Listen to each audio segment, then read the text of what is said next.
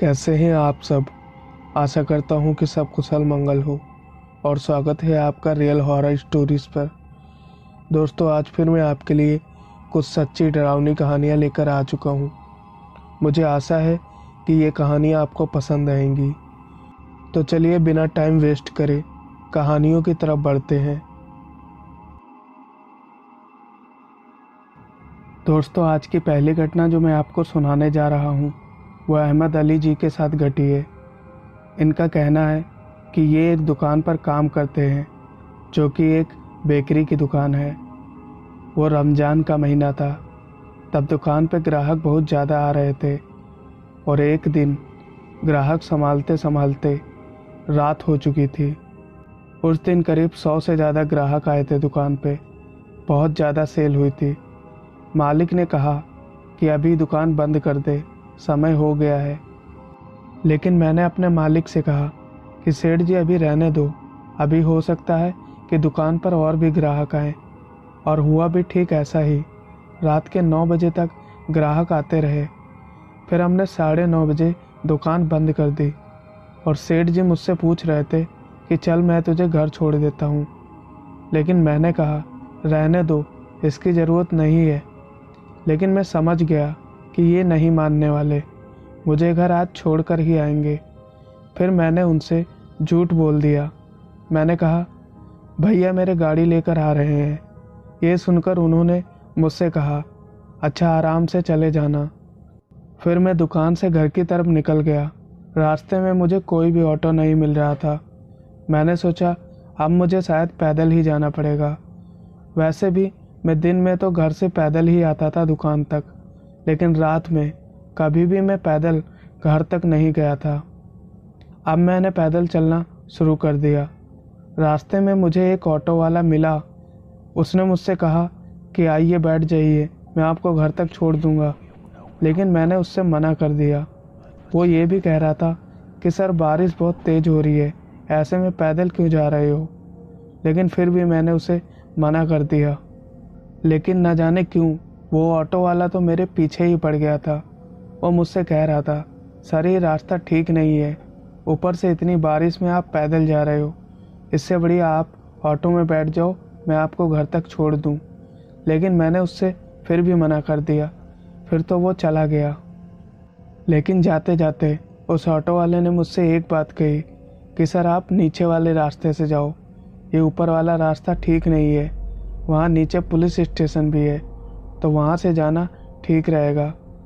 लेकिन मैं उसकी बात माना ही नहीं। मैंने सोचा मैं ऊपर से ही चला जाता हूँ। दरअसल मैं फ्लाईओवर से गुजर रहा था, तो मैं ऊपर फ्लाईओवर पर किनारे किनारे ही चल रहा था। फिर अचानक से मेरी नज़र फ्लाईओवर के किनारे बैठे हुए एक बूढ़े आदमी पर पड़ी। मैंने अपनी जेब से 10 रुपये निकाले और उस बूढ़े आदमी को देने चाहे, लेकिन उसने इनकार कर दिया। मैंने उससे पूछा क्या अंकल आपको पैसे नहीं चाहिए क्या।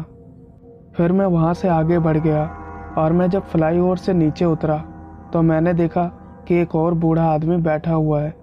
मैंने उसे जब पैसे दिए तो उसने फटाक से ले लिए, लेकिन मैं परेशान हो गया। मैंने सोचा कि उस आदमी ने आखिर पैसे क्यों नहीं लिए थे। मैंने उस आदमी से पूछा, ऊपर जो आदमी बैठा हुआ है उसने मुझसे पैसे नहीं लिए। तो उसने मेरी तरफ घूर के देखा। मैंने पूछा आप मुझे ऐसे क्यों देख रहे हो। तो उस आदमी ने कहा कि ऊपर कोई नहीं बैठा है, सिर्फ मैं ही यहाँ पर अकेला बैठा हुआ हूँ। मेरी हालत ख़राब हो गई। ऐसा कैसे हो सकता था। सिर्फ 5 मिनट पहले ही मैंने उसे ऊपर बैठा हुआ देखा। मेरा दिल ये सब मानने को तैयार ही नहीं था कि ये सब कुछ सच है। इसीलिए मैं तुरंत ऊपर की ओर भागा और जब मैं वहाँ पर उसे ढूंढने के लिए गया तो वो मुझे कहीं पर भी नहीं मिला। अब मुझे पक्का यकीन हो गया था कि वो जो बूढ़ा आदमी नीचे बैठा हुआ है वो बिल्कुल सच कह रहा है। फिर जब मैं दोबारा हाईवे से नीचे उतर रहा था तो मेरी नज़र हाईवे के उस पार बने हुए कब्रिस्तान पर गई। मैं सब कुछ समझ गया कि यहाँ पर मेरे साथ जो कुछ भी हुआ वो आखिर मेरे साथ क्यों हुआ। मैं बस उस फ्लाईओवर से नीचे आने ही वाला था कि इतने में ही मुझे चलते चलते एक किन्नर दिखाई दिया। अब तो मेरी डर की कोई भी सीमा नहीं रही, क्योंकि उसकी शक्ल से ही पता चल गया कि वो कोई इंसान नहीं है बल्कि एक मुर्दा आदमी है। ये सब देख के मेरे तो रोंगटे खड़े हो गए और मैं पसीना पसीना हो गया। इतने में ही मुझे एक ज़ोरदार सा थप्पड़ पड़ा और फिर वो किन्नर मेरी आंखों के सामने से गायब हो गया। फिर मैं किसी तरह उस फ्लाईओवर से नीचे आया और जब मैं नीचे आकर घर की तरफ जा रहा था, इतने में ही वो जो ऑटो वाला मुझे पहले मिला था वो फिर से मेरे पास ऑटो रोका और मुझसे कहा कि मैंने मना किया था ना कि इस रास्ते से मत आना, बोला था ना नीचे वाले रास्ते से आना। सच में वो मेरी ज़िंदगी का बहुत ही खौफनाक मंजर था। वो मुझे आज भी याद आता है। वो बूढ़ा आदमी भी गायब हो गया था और वो गे भी गायब हो गया था। मुझे समझ नहीं आ रहा था। फिर अचानक से उस ऑटो वालों ने मुझसे कहा कि आओ मेरे ऑटो में बैठ जाओ। मैं ये सुनकर मना नहीं कर पाया और मैं उसके ऑटो में बैठ गया। फिर मैंने जब उस ऑटो वाले से पूछा कि तुम्हें कैसे पता चला कि मैं यहाँ पर हूँ, तो उसने कहा कि तुम कोई पहले लड़के नहीं हो, तुम्हारे जैसे बहुत से लोगों को मैंने मना किया है। ये टाइम नहीं है इस रास्ते से जाने का। जो कुछ भी तुम्हारे साथ हुआ उसे तुम भूल जाओ और अपने घर जाओ। मैंने बहुत जोर देकर उससे पूछना चाहा, लेकिन उसने मुझे कुछ भी नहीं बताया। फिर मैं घर की रोड पर आ गया और उसने मुझे मेरे घर छोड़ दिया। जब मैं अपने गली के पास पहुंचा तो मैंने देखा कि भैया गली में खड़े हुए मेरा इंतज़ार कर रहे हैं। मेरे पास पहुंचते ही उन्होंने मुझसे कहा कि तेरे मालिक का मेरे पास फ़ोन आया था। उन्हें वैसे भी पता है कि तेरे पास फ़ोन नहीं है, इसीलिए उन्होंने मुझे फ़ोन किया था और कहा कि उसको देख लेना, वो पैदल ही आ रहा होगा, क्या पता। ये घटना मेरे साथ घटने के बाद मैं कभी भी उस ऊपर वाले रास्ते से नहीं गया। अब मैं सिर्फ नीचे वाले रास्ते से ही आता हूँ या तो फिर ऑटो कर लेता हूँ और सिर्फ दिन के समय में ही उस रास्ते से पैदल जाता हूँ। बस दोस्तों, आखिरी में मैं आपसे बस इतना कहना चाहता हूँ कि ये एक बिल्कुल सच्ची घटना है जो कि मेरे साथ ही घटी है। दोस्तों, मेरा नाम दिव्याम है। मैंने अपनी ज़िंदगी में कुछ ऐसा एक्सपीरियंस किया है जो मैं आप सभी के साथ शेयर करना चाहता हूँ। ये बात है मई 21, 2019 की, दुर्गापुर, वेस्ट बंगाल की। तब हम सब प्लान बना रहे थे कि हम गर्मियों की छुट्टियों में कहीं पर घूमने जाएंगे। तो जब हमारा प्लान फाइनल हुआ तो हमने तय किया कि हम अपनी नानी के घर जाएंगे। हमारी नानी का घर हमारे घर से काफ़ी दूर था। जब हम लोग अपनी नानी के घर पहुँचे तो हम लोगों ने दिन भर बहुत मस्ती की थी। हमने रात के खाने के लिए नानी से मना कर दिया कि नानी, खाना मत बनाना, हम लोग आज बाहर से खाना खाएंगे। फिर हम लोगों ने रात के खाने के लिए डोमिनो से पिज़्ज़ा ऑर्डर किया, लेकिन मेरे मामा ने वो ऑर्डर कैंसिल करा दिया। वो बोले कि हम लोग पिज़्ज़ा खुद लेकर आ जाते हैं। तो वो अपनी कार से मुझे वहाँ ले गए। वो शॉप ज़्यादा दूर नहीं थी, कुछ ही किलोमीटर होगी। जब हम लोग पिज़्ज़ा लेकर लौट रहे थे तो हम लोग जिस रोड से आ रहे थे वो रोड काफ़ी सुनसान रहता है। वहाँ पर एक कॉलेज भी पड़ता है जिसका नाम है दुर्गापुर निट कॉलेज। वहाँ पर ऐसे भी बहुत सारे लोगों ने सुसाइड कर लिया है। उसका जो ऊपर वाला फ्लोर है वो बंद पड़ा हुआ है। हम वो जगह पास ही कर रहे थे कि हम दोनों ने एक सफ़ेद अजीब सा साया जैसा कुछ देखा जो कि रास्ते के बीचों बीच दिख रहा था। वो बहुत ज़्यादा अच्छे से विजिबल नहीं था, लेकिन रात के 10 बज रहे थे और वहाँ पर बहुत कम व्हीकल चल रहे थे। जब मैंने वो देखा और मामा को बोला तो मामा ने भी नोटिस किया और उन्होंने अपनी कार स्लो कर दी। मैंने उनको कार की स्पीड तेज करने को कहा। जब हम उस साये को पार किए तो वो हमारी गाड़ी के बीचों बीच से गुजर गया और उसे कुछ हुआ भी नहीं। फिर मामा ने गाड़ी को सीधे घर पर रोका। ये बात सोच सोच कर हमें रात में नींद भी नहीं आ रही थी।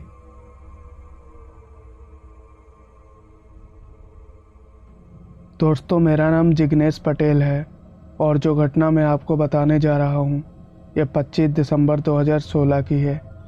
तब मैं और मेरे दोस्त हिमाचल के टूर के लिए जा रहे थे।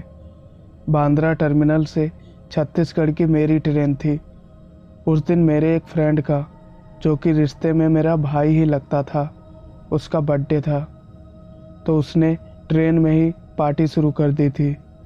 दूसरे दिन हम छत्तीसगढ़ स्टेशन उतरे। कसम से उस दिन बहुत ठंड हो रही थी। और फिर उसके 2 दिन बाद हम लोग मनाली के लिए निकले।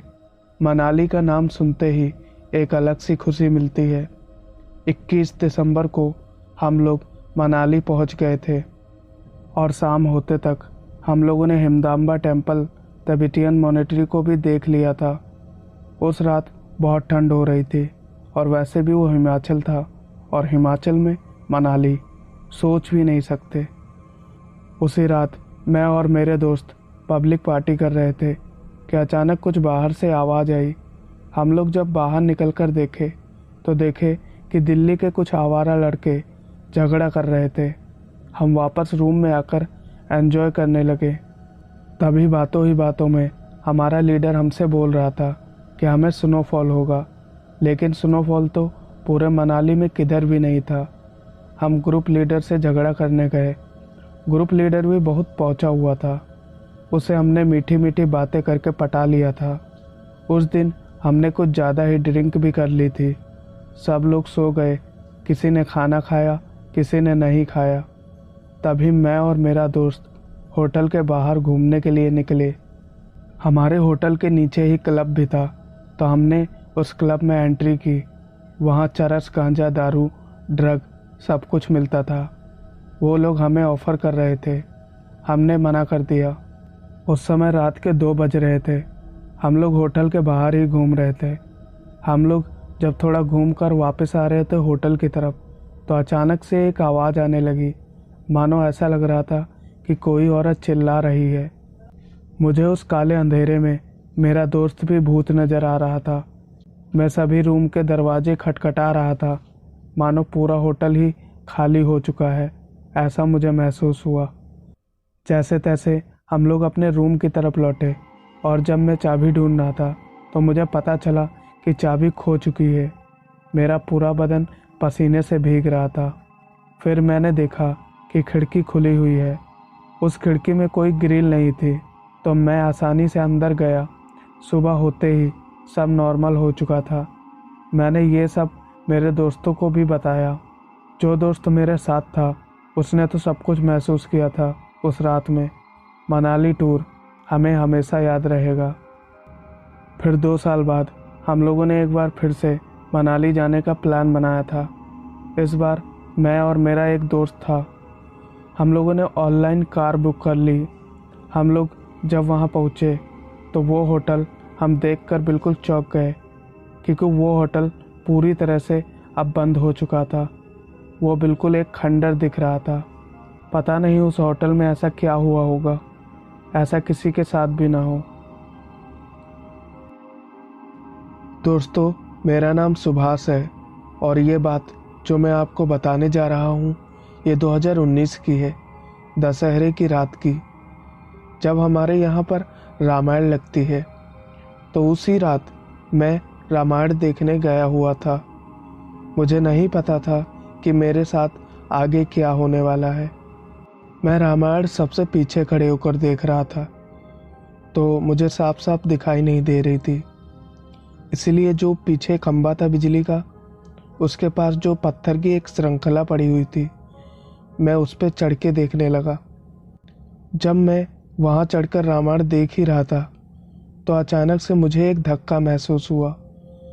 मैं अपने पीछे मुड़कर देखा तो मैंने देखा कि 10 से 12 साल का एक बच्चा मेरी शर्ट को पकड़कर और उस खंबे को, पाइप को पकड़कर ऐसे रिएक्ट कर रहा था कि जैसे मानो उसे कुछ हो गया हो। पहली बार में मैं कुछ नहीं समझ पाया। मैंने उससे कहा, बच्चे मेरी शर्ट छोड़ो। मुझे लगा एक बार को कि इसका हाथ एक बार पकड़ कर देखा जाए। मैंने जब उसका हाथ पकड़ा तो मेरे को एक ज़ोर से करंट का झटका महसूस हुआ। मैंने तुरंत उस बच्चे का हाथ पकड़कर उस खंबे से अलग कर दिया, और जैसे ही मैंने उसे उस खंबे से छुड़ाया तो मानो कि उसके अंदर एक नई जान आ गई हो, जैसे कोई आत्मा उसके अंदर फिर से समा गई हो। और वो बेहोश होने ही जा रहा था, तो मैंने उसका हाथ पकड़कर ये पूछा कि तुझे क्या हुआ है, लेकिन वो कुछ नहीं बोला। मैंने उससे फिर से कहा कि तू ठीक तो है ना, लेकिन फिर उसने कुछ भी नहीं बोला। मुझे यकीन नहीं होता कि मेरी हाथों की लकीरों में ये लिखा था कि मैं किसी की ज़िंदगी भी बचा पाऊंगा। सच में मुझे आज बहुत प्राउड महसूस होता है अपने आप पर। उस दिन अगर मेरे पैरों में चप्पल नहीं होती तो मैं भी उस बच्चे के साथ साथ मारा जाता और अगले दिन हमारी न्यूज़ चैनलों पर दिखाई जाती। ये बात आज तक मैंने किसी को नहीं बताई है और ना ही आगे किसी को बताना चाहता हूँ, इसीलिए मैं आपके चैनल पर इसे शेयर कर रहा हूँ। मुझे आशा है कि आप मेरी कहानी को अपने चैनल पर पोस्ट करेंगे।